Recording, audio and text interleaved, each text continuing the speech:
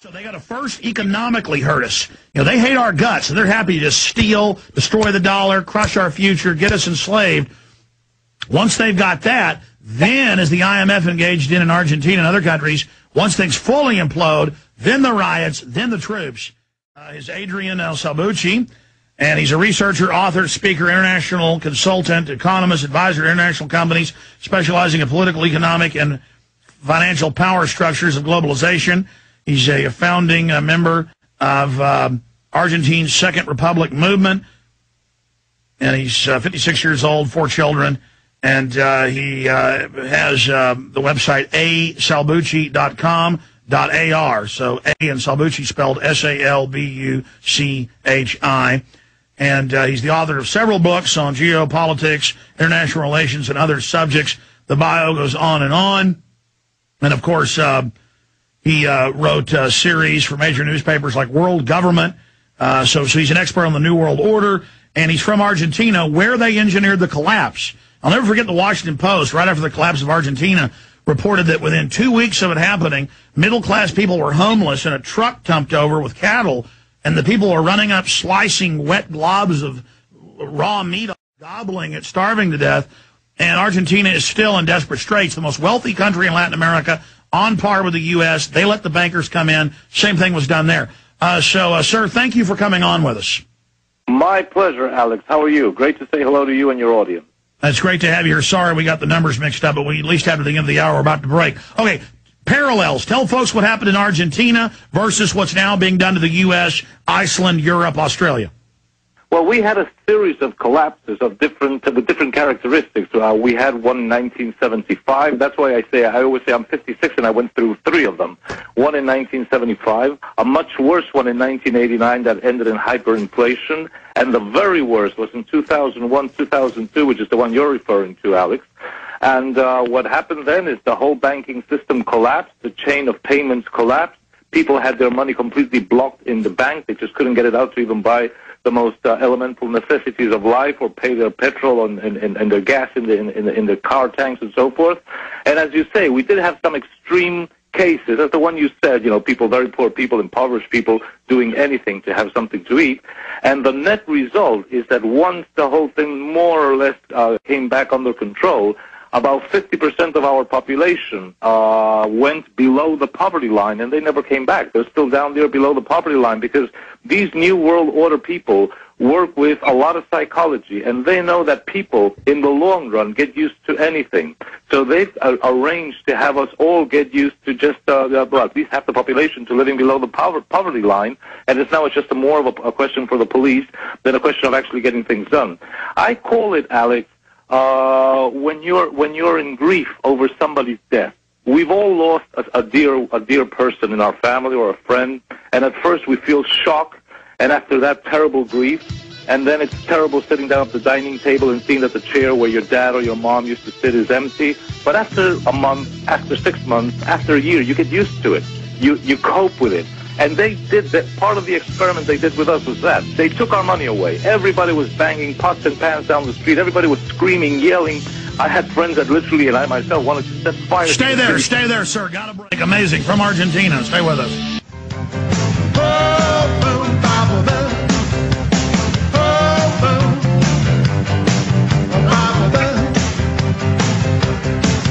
At a glance, I looked at you. Adrian Salbuchi is our guest, economist, researcher.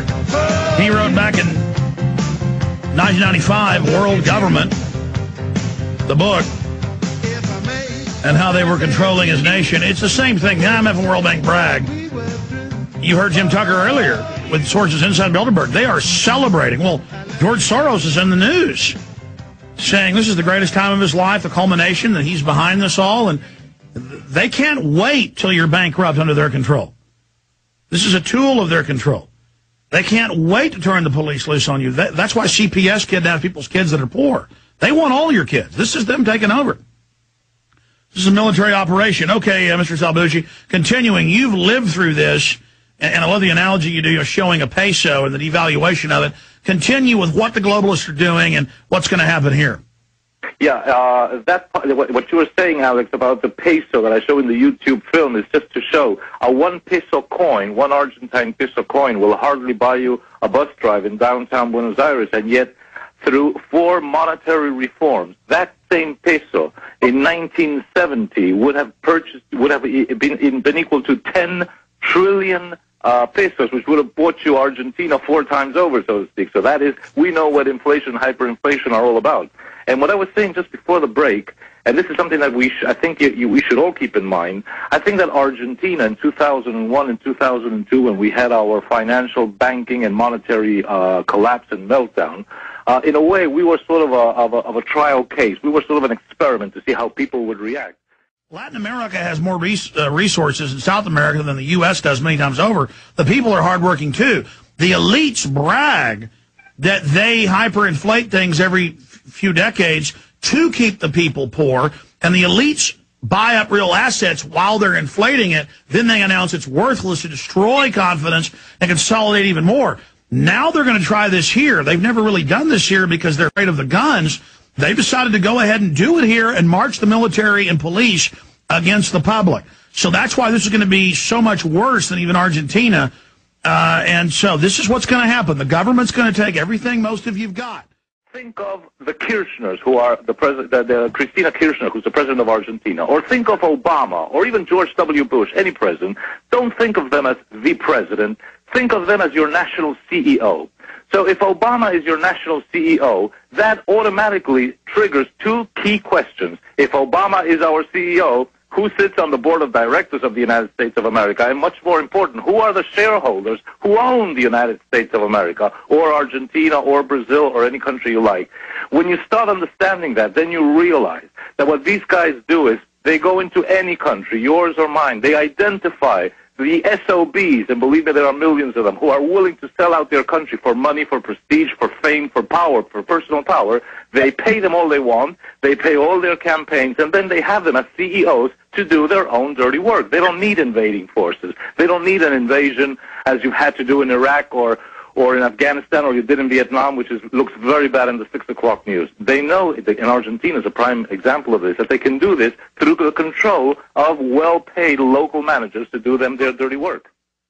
What point is the United States at? How do you see them trying to bring us down and consolidate things? They're openly announcing they're going to implode the whole world, set up a new bank of the world that will set the carbon taxes, regulate every facet of our lives, have its own military to rule us. I mean, we're going from the bankers being behind the nations running things to openly putting crowns on their heads and saying, we own you. Exactly. So speak to that, this new imperialism, this new colonialism, but openly by the polycentric bankers. Look, I think the key to this is to understand what they mean when they say New World Order. You know, New World Order doesn't mean that it's what they're going to do tomorrow. New World Order is a generic term. They used it in 1919, just when they founded the Council on Foreign Relations and the Royal Institute of International Affairs in Paris after the Treaty of Versailles was imposed upon Germany and Austria-Hungary and the Turks. They talked about a New World Order after World War I. When World War II was about to end and they got together in Bretton Woods and so forth, it was to form a New World Order, which was the Yalta schizophrenic world of the post-war Second World War, with the USSR on one side and the USA on the other side. When they were getting ready for globalization and they knew that the USSR had to go, George Bush announced, George Bush Sr., we're going to have a New World Order called globalization. Fine. Now they're talking about another New World Order. And that New World Order they're talking about now is world government. It was announced on 8th December 2008 in the pages of the Financial Times London by one of their key journalist, Gideon Rachman, and the title of the article says it all. They just wrote, now it's for world government. We're going for world government. And the guy says, I'm not talking about governance.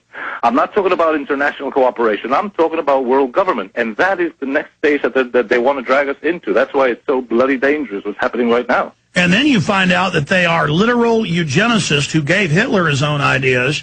You find out they're total control freaks on a power trip, and that they've been working for a world government so they can literally carry out one-child policies, culling, you name it. I mean, if folks are upset about world government, They should really be upset if they know what the end game is.